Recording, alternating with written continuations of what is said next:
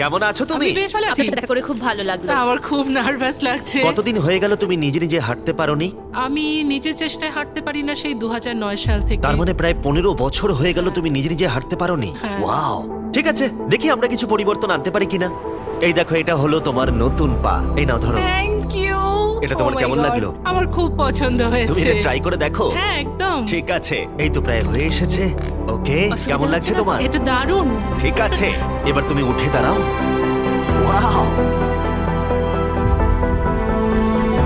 15 বছরের মধ্যে প্রথমবারের জন্য স্টেফিনি নিজে নিজে হাঁটতে ও পারলো। এটা অসাধারণ। এই যে আমার বাবা।